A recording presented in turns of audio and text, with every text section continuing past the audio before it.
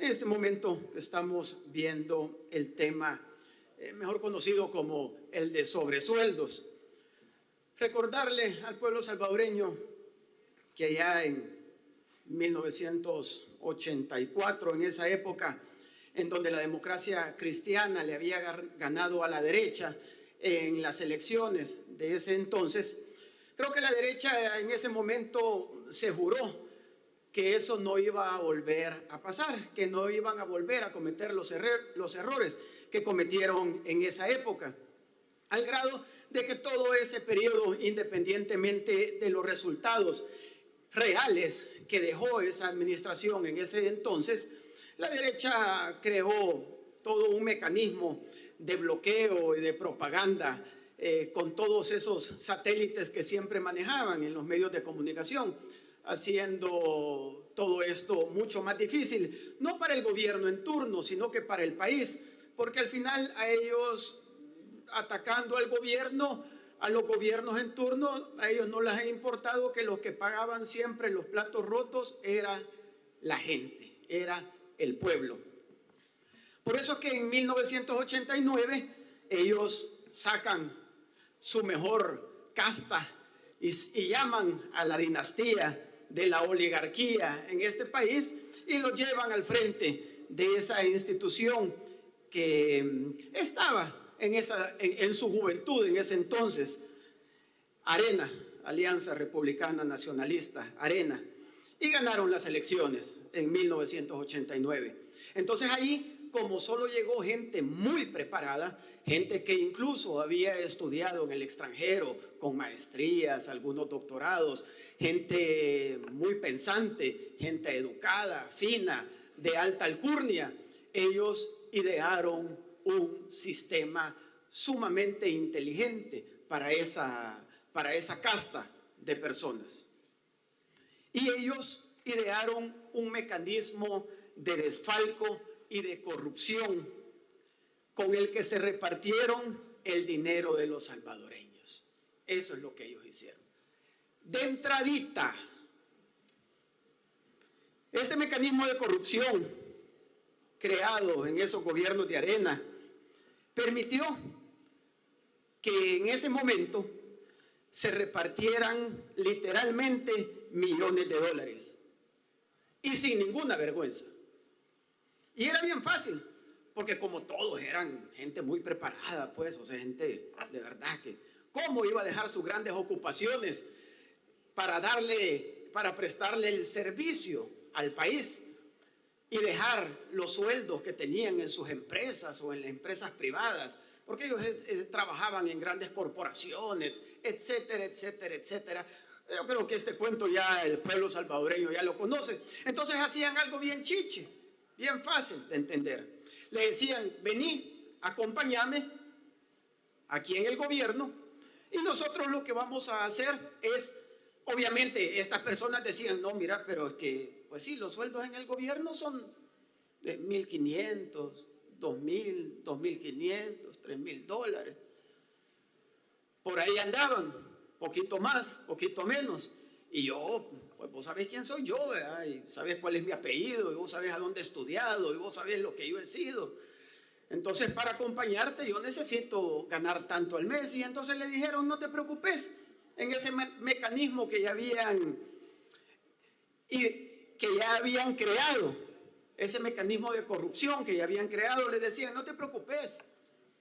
Mi colega diputado William Soriano decía una cifra cerrada, decía él, y hablaba de $10,000, pero no todos ganaban $10,000. A algunos les daban un poquito menos de eso, a otros les daban esa cantidad, pero a otros les daban más de $10,000. Habían funcionarios que incluso llegaron a ganar hasta $30,000 al mes, fuera del sueldito que tenían como funcionario público, porque ellos así veían eso. Hasta $30,000 al mes. Cuando uno comienza a hacer números, son $360,000 en un año. Y si se echaban los 5 años, porque obviamente la mayoría eso es lo que se echaba, estábamos hablando de $1,800,000. libre de impuestos, porque no los declaraban, pues. Eso era fuera del sueldito que tenían como funcionario público. Es que la función pública y el servicio al país a ellos nunca les importó. A ellos lo que les importó siempre y lo que buscaron siempre fue hacer dinero de una manera corrupta, a expensas del pueblo. Y lo peor de todo es que no a todos les repartían, valga la aclaración. A los gatos no les daban nada. Si es que esta repartición era entre las cúpulas, entre los jefes, entre los que mandaban. Ahí. Porque ellos al final no eran gobiernos los que creaban. Si estos lo que creaban era como Alibaba y los 40 ladrones, pues era una especie de agrupación similar. Es lo que estos creaban cuando montaban sus gobiernos.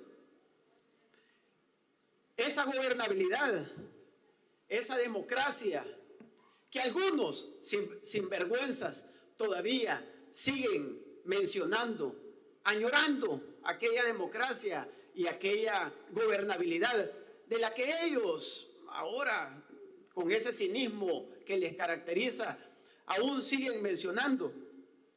Esas en donde se compraron las voluntades, donde se compraron votos en esta Asamblea Legislativa para comprar decisiones de magistrados de la Corte Suprema de Justicia, donde compraban decisiones en la Corte de Cuentas, en donde compraban jefes de prensa, en donde compraban salas de redacciones completas. Eso, algunos dicen que costaba alrededor de $500,000 al mes. Algunos sinvergüenzas saben lo que yo estoy hablando, saben lo que yo estoy diciendo. Y con eso andaban repartiendo dinero en todas las instituciones, en la Fiscalía, el órgano de justicia, Asamblea. ¿Saben qué es cierto? $500,000 mensuales le costaba la gobernabilidad al pueblo salvadoreño. $6 millones al año. 30 millones costaba la gobernabilidad en esos periodos de 5 años. 30 millones. Lo que tenía que pagar el pueblo salvadoreño para esa gobernabilidad. La verdad es que nosotros venimos de épocas en donde de verdad el cinismo, la sinvergüenzada era pan de cada día. Ese Estado de Derecho en el que algunos se jactaban. Al final, toda esa farsa estaba sostenida en un desfalco directo al pueblo. Este mecanismo, aunque fue creado en los gobiernos de Arena, como ya lo dejamos claro, también fue heredado y calcado por cada uno de los gobiernos que venían siempre del mismo partido. Pero no se quedó ahí. Cuando este pueblo salvadoreño confió en una alternativa para venir a administrar este pueblo que tanto estaba sufriendo, lo que hizo en ese entonces Arena con su expresidente arenero Elías Antonio Saca fue sentarse con el presidente entrante del FMLN, aquel que representaba las luchas históricas en este país, aquellas luchas de justicia social. Se sentaron y lo primerito que pactaron fue el mismo mecanismo de desfalco. Le dijeron, yo me imagino en aquella, solo me hago la imagen de esa reunión, seguramente en una de esas casas de lujo en las que ya tenían, en esas salas en donde todos los muebles eran comprados con dinero robado del pueblo salvadoreño y todos los lujos que estaban disfrutando, seguramente la botella que abrieron en esos momentos, que también fue pagada producto del robo que le hicieron al pueblo salvadoreño. y esos tragos que se echaron ahí, platicando sobre cómo seguirle robando al pueblo salvadoreño por medio de esa gobernabilidad que en este momento, con este punto como el que estamos tratando, que es los sobresueldos. Y el FMLN heredó el mismo mecanismo y comenzó a llamar también a su grupo de gente y le dijeron: no te preocupes, hombre, no te fijes en el sueldo que tenés ahí, en ese sueldo nominal en el que sale públicamente. No, te vamos a dar 10,000, 15,000, 20,000, 30,000 o cuanto querés. Y continuaron con la misma forma de robarle al pueblo salvadoreño. En resumen, en 30 años de los gobiernos pasados, la gobernabilidad, esa gobernabilidad falsa, fue comprada de una manera corrupta. Era un sistema en que los mismos de siempre se aseguraron que llegara quien llegara al Ejecutivo, todo iba a estar igual, siempre.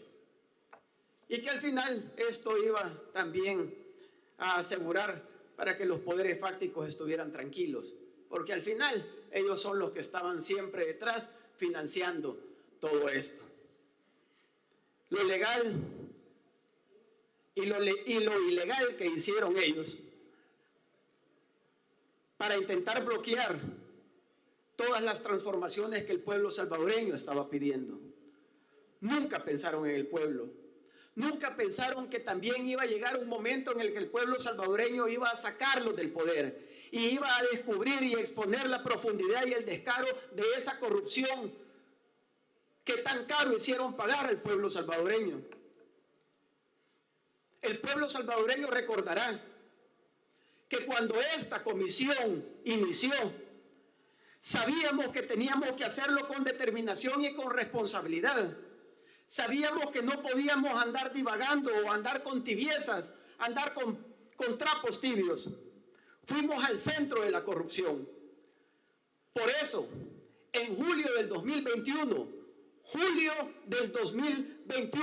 a solo 2 meses de haber iniciado con esta legislatura, el primero de los citados a esa comisión especial fue Alfredo Félix Cristiani Burkhardt, presidente de El Salvador de 1989 a 1994. Ahí están las imágenes, cuando todos sus empleados lo fueron a recibir y lo llevaron escoltado a la comisión. Lo sentaron, le pusieron cafecito, agüita al patrón. Nunca ninguna asamblea legislativa había tenido el valor y la determinación de sentar y de exponer ante el pueblo salvadoreño para decir y buscar solamente la verdad. Nunca se habían atrevido a hacerlo. Habían demasiados compromisos ante ellos. Y estos no fueron temas personales como algunos quieren dejar ver. Estos no son temas de persecución política como algunos quieren dejar ver. Estos son temas de justicia, de esa justicia que nunca quisieron enfrentar, que nunca quisieron ver. De justicia ante tanta gente que sufrió en este país y que siempre quisieron estar ocultando. En esa ocasión, recuerdo, y ahí están las grabaciones, que él confesó. Y sí, confesó. Confesó y dijo que esta era una práctica instalada en la que ya no existía ningún control y para la cual no se tenía ninguna base legal. Por lo tanto, dejó entrever de que era legal, que no había ningún problema. estar sacando tanto dinero del pueblo salvadoreño para darle sueldo a tanto ladrón que integró esos gobiernos. Y ojo, cabe aclarar que este robo solo iba para manos de cada una de estas personas mencionadas en el trabajo y en el estudio que esta comisión también hizo. Esto es afuera de todas las corrupciones que cometieron, de todos los robos y de los desfalcos que hicieron esos gobiernos. Y el pueblo salvadoreño recordará que en esa época, en esos primeros 3 meses, en el 2021, que nosotros instalados acá en esta Asamblea Legislativa, inmediatamente se presentó un aviso a la Fiscalía General de la República para que comenzara a profundizar en esas investigaciones. Porque algunos quieren también hacer creer que, ay, no, miren, es que hasta ahorita, no, nosotros ahorita lo que vamos a hacer es cumplir un proceso legal de cierre de esta comisión. Pero nosotros los avisos formales y legales también, los fuimos a presentar a la Fiscalía General de la República.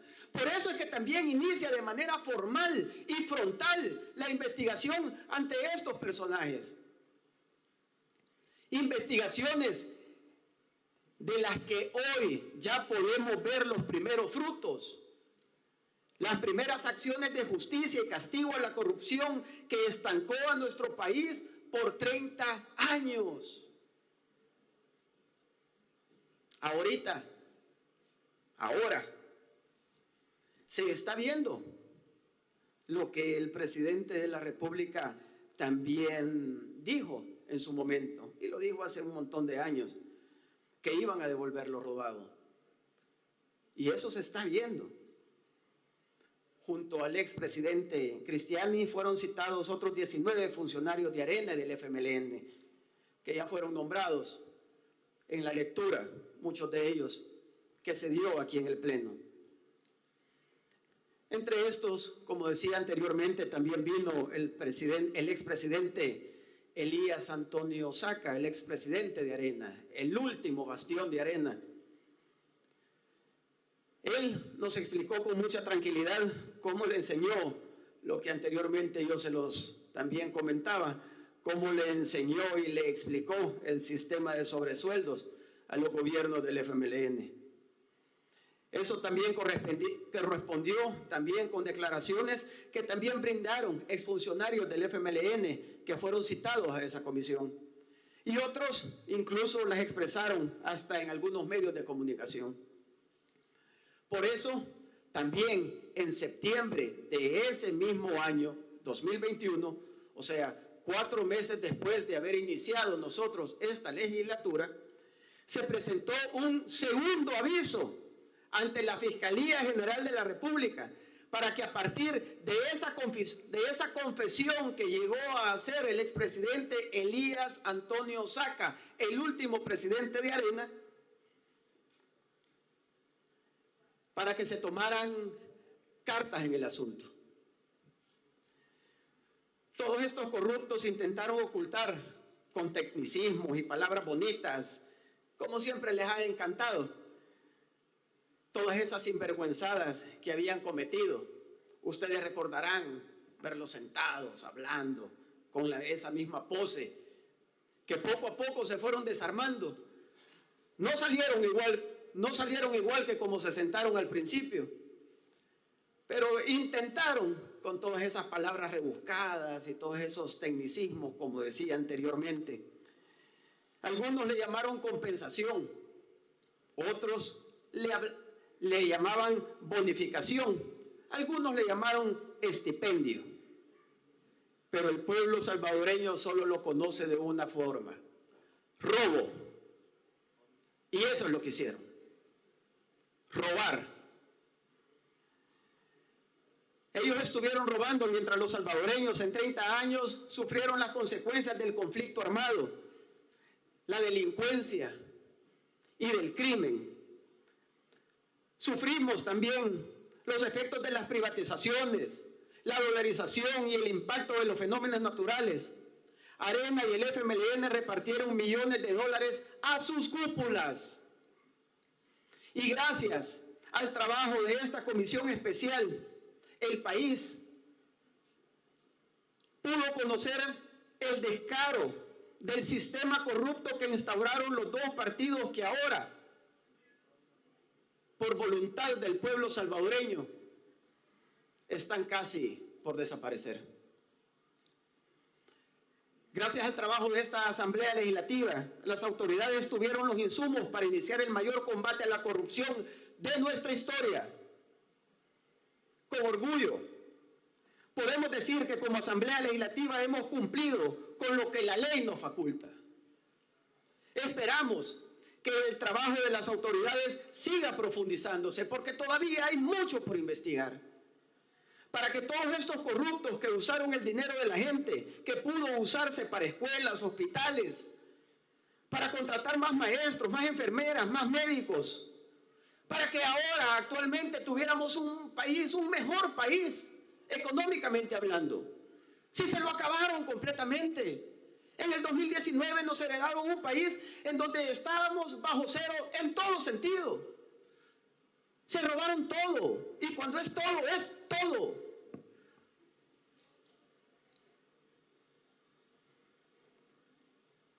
Esos que hicieron de los fondos públicos una chequera para sus lujos y para sus privilegios, es hora de que por fin paguen. Tienen que devolver lo robado. Y hasta ahí tienen que llegar las consecuencias. Que el pueblo salvadoreño, cuando los vea en la calle, cuando los vea sentados en un restaurante, cuando los vea viajando y con esos lujos que tanto se ufanan, que el pueblo salvadoreño sepa que esos que están ahí, que esos que van caminando ahí, que esos que van viajando ahí, que esos que están comiendo ahí, son ladrones. Y que han hecho parte de su dinero y de todos esos privilegios, lo hicieron a costillas de todo lo que le estuvieron robando a este país. Es por eso que también quiero felicitar directamente al trabajo que esta comisión hizo, por ese valor que tuvieron cuando se montó esta comisión, cuando se mandó a llamar a cada uno de ellos. Y como decía anteriormente en su momento, llámenle lo que quieran, síganle llamando persecuciones políticas, síganle llamando asuntos personales, pero la gran mayoría de este país le llamamos que por fin se dio justicia y que los expusimos ante el pueblo y que los sentamos ante el pueblo para que nos explicaran. Y ahí están las grabaciones. Ellos dijeron todo lo que quisieron decir. Lo único que no pudieron decir es que eran inocentes. Eso fue lo único que no pudieron decir. De ahí sí quisieron maquillar, justificar, de mil maneras. Pero lo único que no lograron decir es que eran inocentes. Todavía hay mucho trabajo por hacer.